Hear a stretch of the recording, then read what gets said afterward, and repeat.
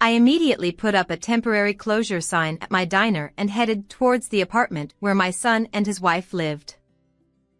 Inside the room, it was pitch dark, and I couldn't see well. It was chilly, and it didn't seem like the heating was on. Calling out the names of my 2 grandchildren, I entered the room. Kathy, Tony. It's Grandma. As I moved further in the dimly lit living room, 2 small figures were moving. When I turned on the lights, there was Kathy, painfully thin, in the freezing room. Beside her, Tony was trembling, eating a banana from Kathy's hand. 4 anxious eyes were staring at me. Kathy, Tony. Unable to resist, I hugged them both. Kathy and Tony clung tightly to me, sobbing loudly. Little hands gripped my body tightly. How scared they must have been. Their mother collapsed and hadn't returned since going to the hospital. They felt like it would burst from fear. Thinking about their feelings, my heart ached. Their father, Mike, wasn't here. When I called to ask where he was, he laughed and replied, "On a trip with the family. Coming back tomorrow." "I see. Safe travels then." With that, I hung up the phone. Later, when he returned home, he would witness an unbelievable scene. I'm Beth. I run a small eatery, and today during lunchtime, it's bustling as usual. This diner, Country Cookhouse, was inherited from my in-laws. Welcome. I'll get your table ready right away. I manage everything alone, which makes it hard to keep up. Regular customers reassure me not to fret. Take your time. We're fine. Their words offer a bit of solace. Some regulars have been coming since my in-laws' time, while others are new, attracted by the proximity of their homes or workplaces. It's heartwarming to see the customers enjoying the food and the lively atmosphere. When I hear delicious, I mentally cheer. Before, my husband and I ran this place together. He always said, "If people are hungry, they won't be happy. So, we cook to make them happy." We enjoyed brainstorming menus, counting the cash in the register, and rearranging the seating.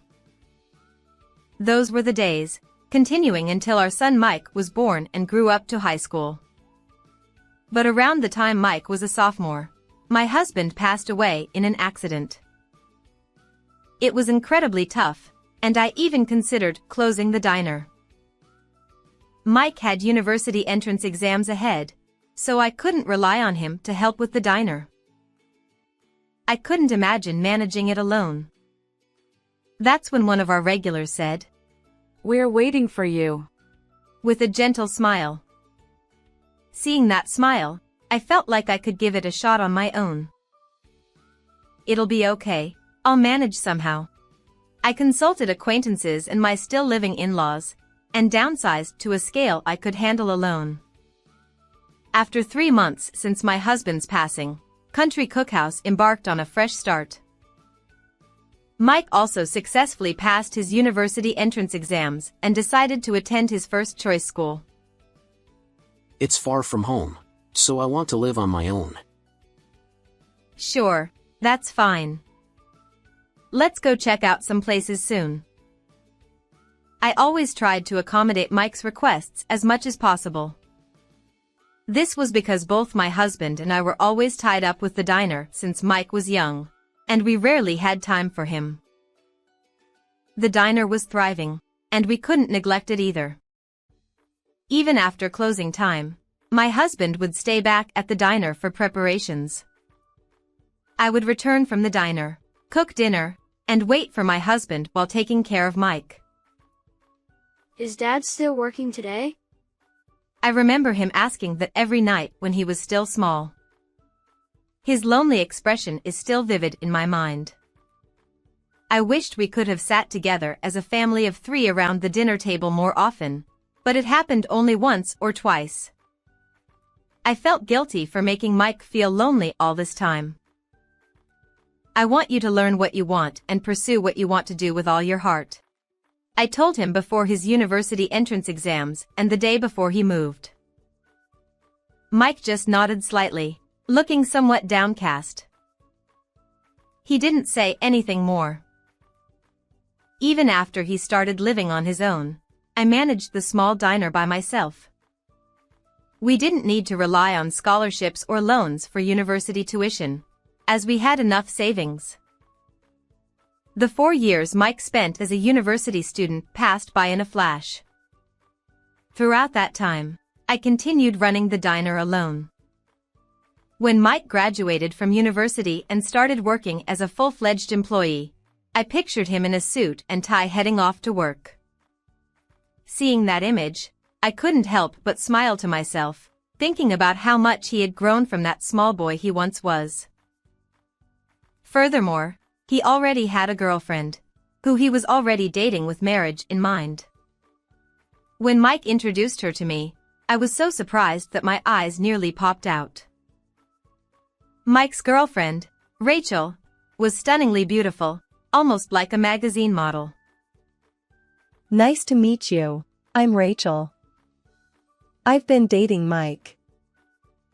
Her incredibly beautiful voice and polite manner overwhelmed me. I couldn't help but wonder if she was the daughter of a wealthy family. Not at all. We're just an ordinary family. Even her gentle laughter was elegant. I wondered what charm Mike had to attract such a wonderful girl. It seemed like they were already living together, or rather, Mike had moved into Rachel's place. What can I do? My room is next to a noisy neighbor's. Come on, Mike. It's okay. I originally rented a slightly larger room, so it's just right. Rachel's bright words were like a lifeline. Her polite language, elegant gestures, and that radiant smile, I couldn't help but take a liking to her. I know my son can be like this, but please take care of him, I said, unable to resist. And so, the 2 of them happily got married, and 3 years later, they had 2 children. The firstborn was a girl named Kathy, and the second was a boy named Tony. I've become a grandmother. I mused as I spoke softly to my husband's photo. On anniversaries and special occasions, I always made sure to buy slightly fancier sweets than usual. It was the same on the days my 2 grandchildren were born. Even after the children were born, Rachel would find time to visit the diner.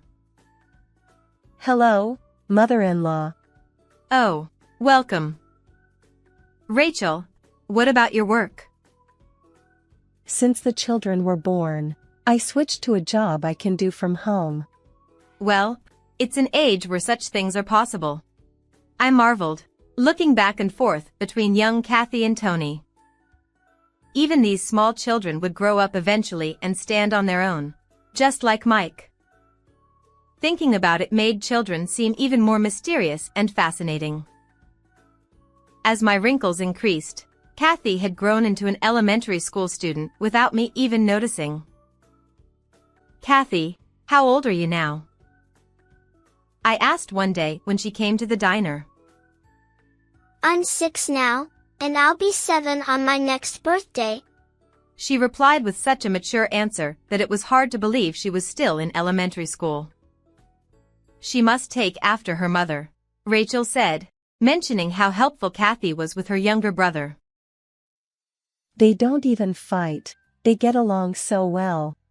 Rachel proudly boasted, beaming as she spoke. Everything seemed to be going smoothly, as if everything was leading to a bright future, but it wasn't the case. I had one worry, Mike.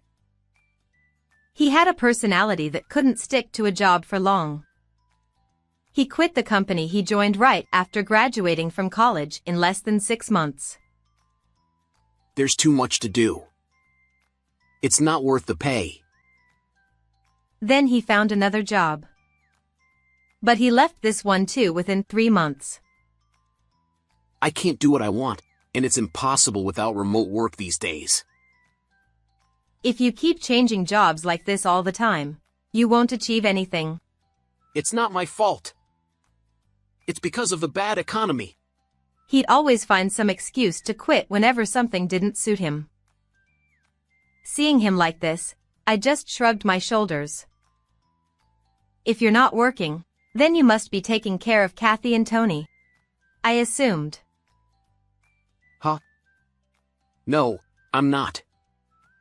Rachel takes care of them, so I'm not involved. He replied. It was Rachel who supported the household in place of Mike. Even when talking to me, Mike was glued to his smartphone screen. I wondered what he was so eagerly looking at. Hey, Mom, take a look. I have a hobby of exploring restaurants, so I upload them on social media. When he showed me his screen, there were rows of photos of various restaurants, delicious-looking pizzas, pastas, fried chicken, and large steaks. Mike talked about his number of followers and likes, but it all went over my head. Why don't you work properly instead of fooling around like this? I asked. It's not playing around, it's serious. I'm aiming to become an influencer. What's that? Never mind. Mom, follow me and like my posts.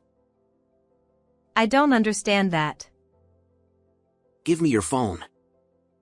I'll install this app and do this and that. With quick finger movements, he swiftly set up an account and showed me which button was for a like and how to view posts. But after he left, it was all still Greek to me. I don't get any of this. It's beyond me. I sighed, putting my smartphone aside and focusing on keeping the diner's accounts. Sometimes during video calls with Rachel, I found out she was also asked to check Mike's social media posts. But there were more important things to focus on nearby. I preferred video calls with Kathy and Tony over social media. Mike had helped out in my diner briefly when he was unemployed before. His reason was that it seemed easier than a corporate job. Although no job is easy, I appreciated his help in the diner. Besides, I heard that these days, it's becoming less common for children to take over their parents' businesses. I had no intention of forcing Mike to take over, and I planned to gracefully close the diner when the time came. However, perhaps there had been some change in Mike's mindset. I dared to hope that he might want to take over the diner. I happily put Mike to work in the diner, letting him guide customers and take orders. He got along well with regulars, engaging in friendly conversations, which was refreshing to see. The first week seemed to start well. I thought, maybe this suits him better than a corporate job after all. However, from the following week, Mike began to slack off gradually. He hardly took orders or did any cleaning or guiding customers. Not only that, he started browsing social media in front of customers. And regardless of whether they were regulars or newcomers, he would ask them to follow and like his posts.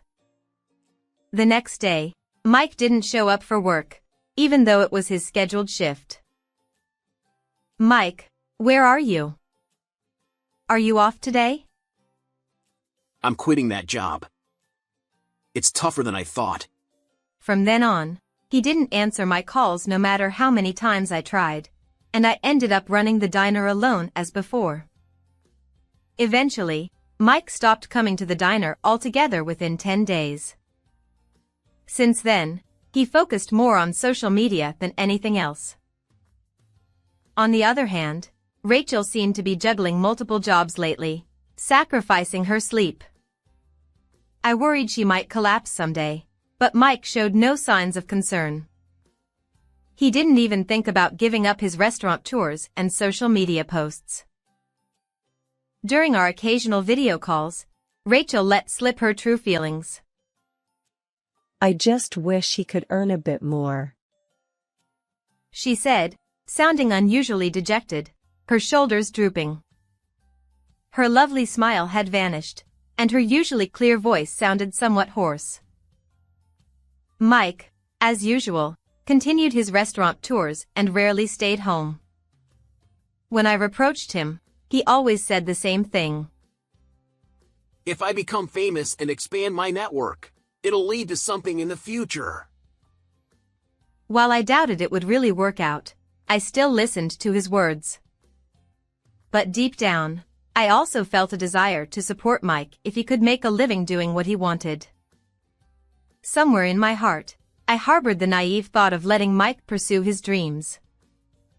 Rachel, too, seemed to believe in Mike's endeavors and refrained from criticizing him too harshly. Indeed, thanks to his initiative, his number of followers and likes had increased slightly. However, I would soon realize that it was a mistake. One day, I was in the diner as usual. The weather forecast had predicted it might snow at night, and it was as cold as midwinter outside, with overcast skies. Since there were no customers in the afternoon, I used the time for evening preparations and cleaning. As I diligently wiped tables, my phone rang in my pocket. It was Rachel. Thinking it was our usual video call, I answered. But the voice on the other end was very weak. Mother-in-law, I'm sorry to bother you, but there's something I need to tell you. To my shock, she had collapsed from overwork a few days ago and had to be hospitalized. Hospitalized? How are you feeling now? Is your body okay? I'm okay, barely. Don't be such a stranger. Why didn't you tell me sooner? I'm sorry. I tried to, but Mike said it wasn't necessary. Mike? He said he'd take care of the kids himself. But I'm worried about them. I see. Is Mike at home? Would the fickle Mike really take care of the kids? But if his wife was hospitalized, even Mike would have to look after the children. He said he'd watch them. Although I want to believe. I sensed a hesitation in her voice, giving me a bad feeling. He's been posting photos on social media. I don't think he's taking care of the kids. Rachel was following Mike's social media as well. She decided to check the app herself. As Rachel had said, even on the day she was hospitalized and the next, he was casually posting pictures of pizzas. Listening to Rachel's story, I was dumbfounded. And that restaurant is out of state. I couldn't stay like this. I couldn't imagine children under 10 cooking for themselves with their parents not around. I understand. I'll head over to your house right away. Can I come too? No, Rachel, you need to rest properly. I ended the call a bit sternly. Otherwise, she might really try to come along. Since she was under a doctor's orders not to move, she shouldn't push herself. I immediately put up a sign indicating the diner was temporarily closed and headed to the apartment where my son and his family lived. It's about a 30-minute drive away. I'm glad I had the spare key for emergencies. I hurriedly unlocked the door and stepped inside. Kathy! Tony! Where are you? The room was pitch black, making it hard to see. As I took a step forward, I bumped into something like a plastic bottle. In the silence, I took another step forward. It was chilly in the room, and it didn't seem like the heating was on. Kathy, Tony. It's Grandma. As I moved further in the unlit living room, two small figures moved. When I turned on the light, there, in the freezing room, was Kathy, painfully thin. Beside her, Tony trembled as he ate a banana from Kathy's hand. Four anxious eyes stared at me. Kathy, Tony. Unable to resist, I embraced them both. Grandma. Kathy and Tony clung tightly to me, sobbing uncontrollably. Their small hands gripped my body tightly. How frightened they must have been. Their mother collapsed and didn't come back after going to the hospital. They must have been terrified. Thinking about their feelings, my heart ached. I'm sorry I didn't realize sooner. Everything's okay now. I turned on the heating and pulled out their jackets until the room warmed up. I boiled water in the kitchen and brewed hot cocoa. Kathy and Tony both drank the cocoa from their mugs, looking pleased. I hadn't seen Mike so far. In fact, I hadn't even seen anything that looked like his shoes. Hoping it was all a mistake, I called Mike. He answered immediately. Hey, Mom. What's up? He chuckled as he spoke. What are you doing? I'm trying out the limited time menu. It's gonna look great, I think. Where are you? I'm on a family trip. We'll be back tomorrow. The phone line was bustling with noise and chatter, and I could hear the crowd. He was clearly at a tourist spot. But he wasn't with his family, he was alone. It seemed like he was only thinking about himself. He couldn't protect Rachel, Kathy, or Tony. I felt strongly that I had to protect them. With my insides boiling with anger, I decided to feign calm. Good. Make sure you come back safely. Huh? Oh, right, about the souvenirs. Before Mike could finish, I hung up. He had hidden Rachel's hospitalization from me. And he had abandoned the children to indulge in a limited-time dish. When I talked to Kathy, it seemed that Mike had been lying about going to work. I knew it, Grandma. Mom was working too hard, right? Even in her young age, she understood why her mother had collapsed. She might not know the word overwork, but she knew it was too much. Mom looked sick for a long time.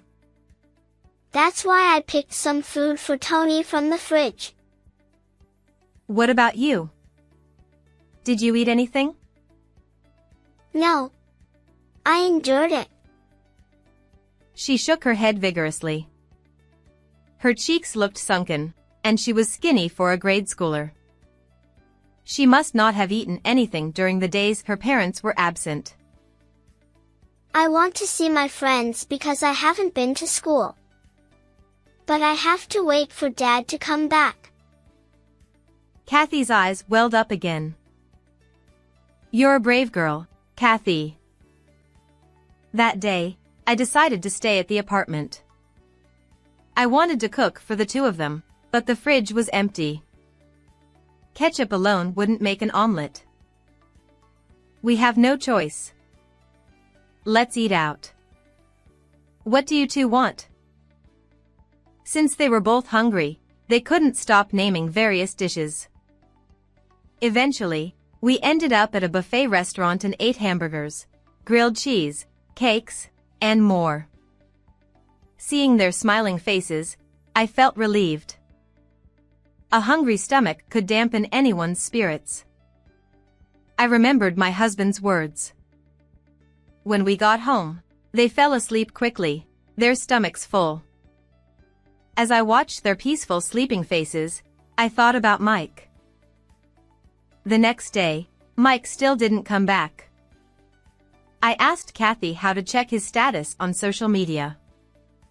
It's a convenient way to disseminate information, but it also exposes his actions. Today, it said he was eating hamburgers at another restaurant. That son. Just wait and see. I once took the children to the hospital where Rachel was hospitalized. It seemed she was just about to be discharged. At the entrance, Rachel, Kathy, and Tony were delighted to reunite.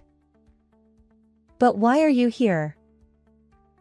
I can't forgive what my son is doing. Come to my place.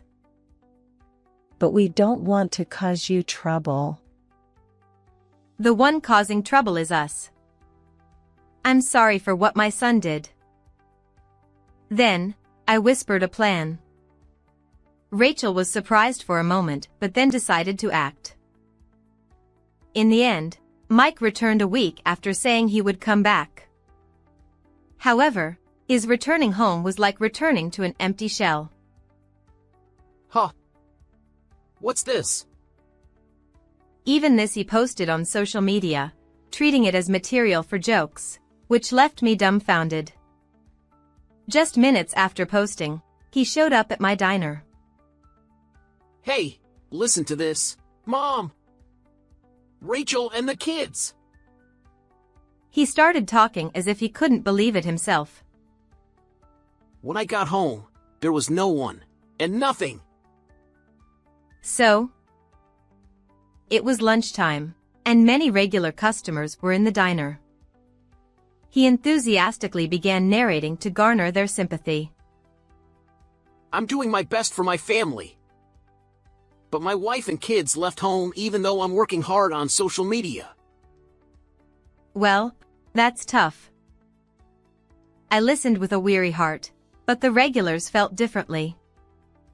The sound of chairs scraping against the floor filled the air. Gradually, quietly, they closed in on Mike. Isn't this awful? Everyone! One of the regulars spoke up to Mike, perhaps not understanding his situation. You're the one who goes by Mick on social media, right? Yeah. A fan? Thanks for checking my... No kidding. You forcibly made us follow you a while back. Huh? Other customers nodded in agreement. After I was tired of too many annoying notifications, I found you've been messing around with free toppings, dismissing the food as bad after just one bite. No, that was just a joke. And apparently, you didn't even take care of your wife and kids properly, just playing around. Well, I was doing that to become an influencer and earn money. What influencer? That regular customer scolded Mike with a red face. Others joined in, condemning him one after another, and the diner echoed with their angry voices. Before Mike arrived, I explained the situation to the regular customers. Rachel canceled the apartment lease as soon as she was discharged from the hospital. Now, she's living with Kathy and Tony in my house because Mike wasn't providing for the family and was going on restaurant tours alone. Moreover, he was solely focused on increasing his followers and likes on social media. When I revealed everything, the regulars, who had been monitoring Mike's actions on social media, were furious. One of them said, I'll give him a piece of my mind. And called others, and they all gathered. Mike, oblivious to all this, continued posting on social media. Stop it! I'm not at fault. Help me! With tears in his eyes, Mike was pushed out of the diner by the regulars. Don't ever show your face here again. He was severely scolded by the regulars and ran away screaming. Since then, he disappeared. Several weeks passed. With the arrival of spring, I began hearing about measures for hay fever in the weather forecast. I've been feeling a bit itchy in the nose lately, Perhaps it's because of that. Rachel complained about her runny nose due to hay fever. I noticed some of the regulars started wearing masks too. I wondered about Mike, but as far as I knew, he didn't suffer from hay fever. His whereabouts remained unknown. He had been urging his friends to follow him, all in his desire to become famous. However, it backfired. Since that day, his social media accounts, known to his followers, had blown up. Naturally, his identity was exposed to those around him, and there was no chance he'd return to this town. The consequences of mistreating food had caught up with him. While living with Rachel and grandchildren, I continue to manage the diner as usual. We recently created a website for the diner, allowing customers to make reservations via smartphones.